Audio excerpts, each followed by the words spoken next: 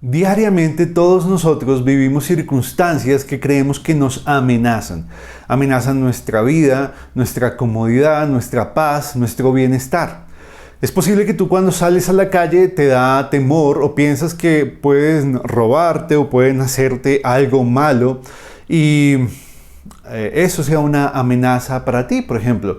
Pero también hay otro tipo de amenazas en nuestra vida. Por ejemplo, la pérdida de un trabajo o dificultades económicas, cuentas por pagar o la enfermedad tuya o la de un ser querido, por ejemplo, también. O la pérdida de tu familia, el adulterio o la infidelidad de tu pareja o muchas otras cosas pueden ser una amenaza para nosotros. La verdad es que las amenazas son una realidad en el mundo a causa de nuestro pecado. Por eso, como hijos de Dios, necesitamos entender cómo debemos enfrentar las amenazas. Y la historia de hoy nos va a enseñar a cómo debe ser nuestra reacción, cuál debe ser nuestra reacción cuando las amenazas lleguen a nuestras vidas.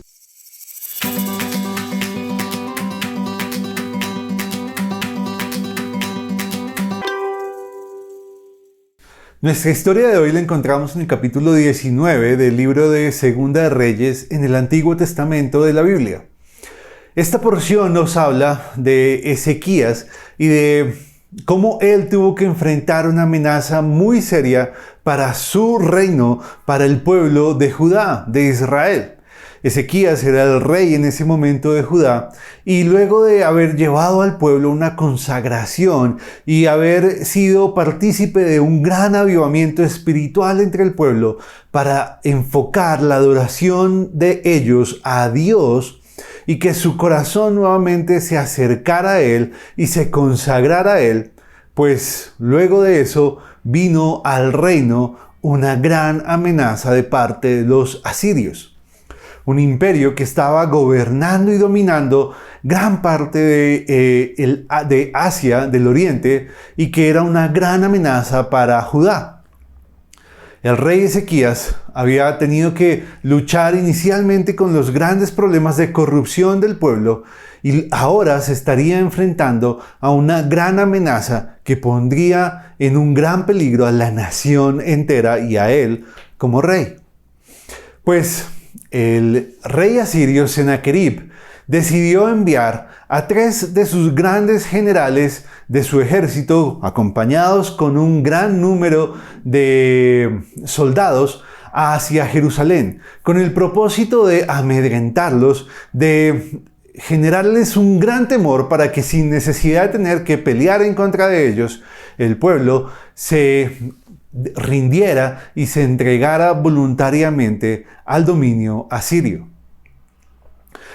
Parte de lo que estos grandes generales tuvieron que decir al pueblo como amenaza para atemorizarlos fueron argumentos realmente muy bajos, fueron argumentos realmente muy humillantes. Ellos empezaron atacando muy fuertemente a Dios. Diciéndoles que Dios no podría salvarlos o liberarlos del poder asirio, que muchos dioses de otras naciones no habían podido salvar a aquellas naciones de su ataque y al final todos ellos habían sucumbido a su poder. Y de esa misma manera el Dios de Israel no sería capaz de protegerlos, de cuidarlos, de librarlos. Es más, les dijeron que Dios mismo les había mandado a ellos como asirios a atacarlos, a acabarlos, a destruirlos. Una mentira gigante, por supuesto. Les humillaron, les maltrataron, se burlaron de ellos, de su capacidad, les menospreciaron y aunque efectivamente Israel en comparación con Asiria no tenía nada que hacer en cuanto a números y capacidad militar, la verdad es que ellos tenían algo que los asirios no tenían. Y era al Dios de Israel, al Dios vivo, al único Dios verdadero. Pues cuando Ezequías se entera de estas profundas amenazas, él se lamenta por todo lo que está viviendo, pero enfrenta la amenaza de una manera muy sabia y de una forma que nos enseña a nosotros cómo debemos hacer frente a las amenazas de nuestra vida. Él decide enviar a un grupo de sus ministros y a un grupo de ancianos del pueblo de Israel hacia el profeta Isaías. Porque ese también era el momento en el que el profeta Isaías estaba ejerciendo su ministerio delante del pueblo. Y le pide a Isaías que por favor ore ante Dios, interceda ante Dios, para que Dios les libere de las amenazas de los asirios. Pero en esa petición él dice algo muy especial. Él le dice a Isaías que por favor ore a Dios, porque seguramente Dios ha escuchado las injurias, los oprobios, las maldiciones, las palabras perversas y malvadas que estos generales asirios habían dicho contra Dios. Y es importante esto porque aunque ellos hablaron mal directamente en contra de Dios, muchos de sus argumentos estaba enfocado en el pueblo israelita, en contra del pueblo. Pero Ezequías tenía una visión y un entendimiento mucho más amplio de las circunstancias, lo que estaba pasando, y él entendía que estas amenazas no eran directamente contra el pueblo o contra Ezequías mismo, sino contra el nombre de Dios, contra Dios mismo.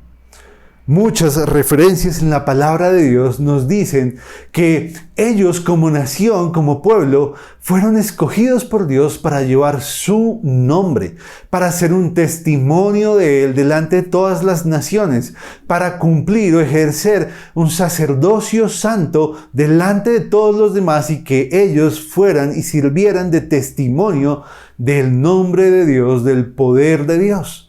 Así que Ezequías entendía que esto no era una amenaza contra él o contra el pueblo israelita únicamente. Era una amenaza contra el nombre de Dios, porque Dios estaba con ellos.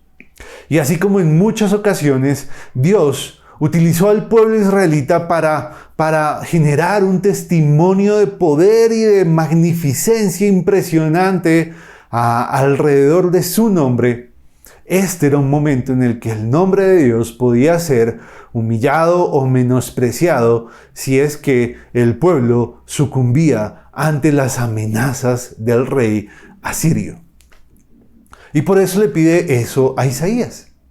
Al final, Dios responde la oración de Isaías y de Ezequías y le dice a Ezequías que no se preocupe, que él va a hacer que todo ese ejército que se había movilizado para ir en contra de ellos fuera replegado a causa de un simple rumor que Dios generaría y que el rey asirio escucharía y le causaría gran temor y tendría que hacer que todo ese ejército se replegara y se devolviera para hacer frente a las amenazas producto del rumor que Dios permitiría que llegara a oídos del rey asirio.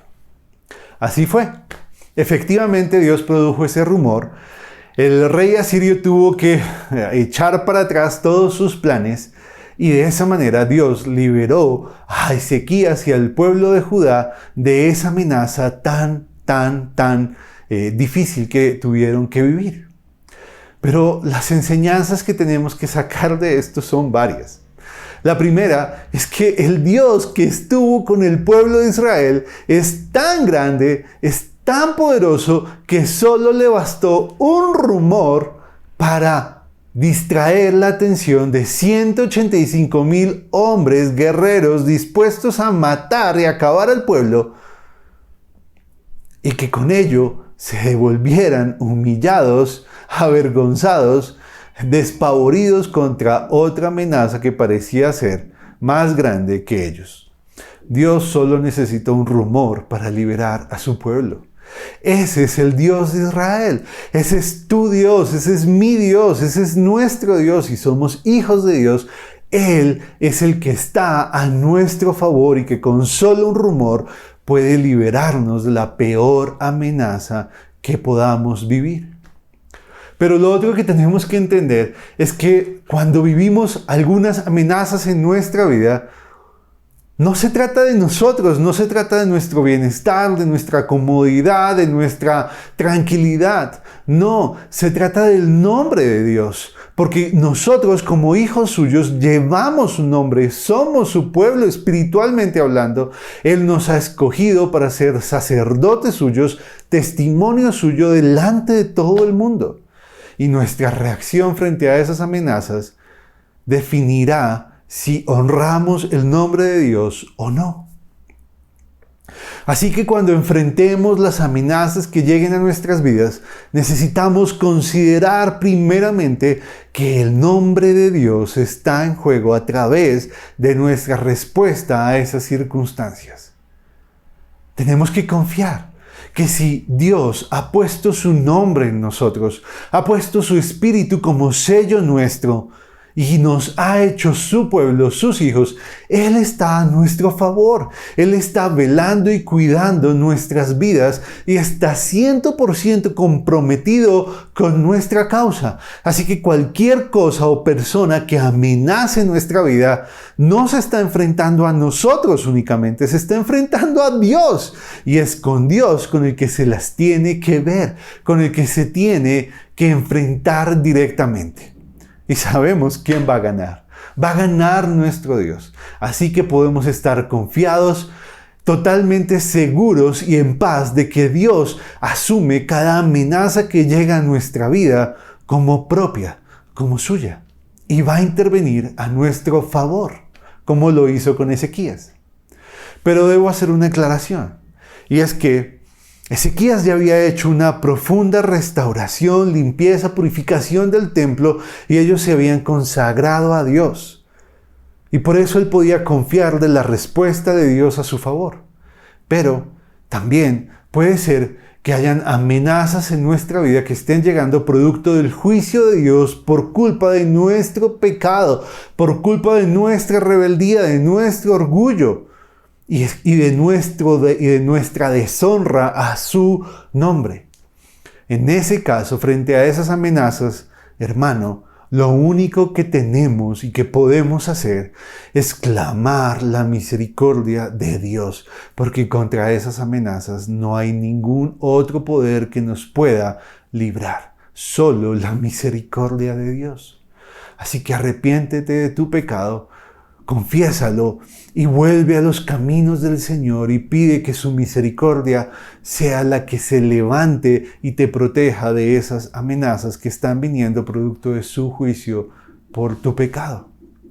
Pero si en cambio nuestra vida está agradando a Dios y nuestro corazón está enfocado en amar a Dios, en adorar a Dios y en servirle a Él, cualquier amenaza que llegue a tu vida, hermano, se tendrá que enfrentar primeramente al Dios que está contigo, que está atrás de ti y que está 100% comprometido a hacerle frente y a velar por tu cuidado. Que Dios nos bendiga y nos ayude a adorarlo únicamente a Él y a confiar que Él, por amor a su nombre, va a intervenir a nuestro favor y va a velar por nuestro bienestar. Hasta luego.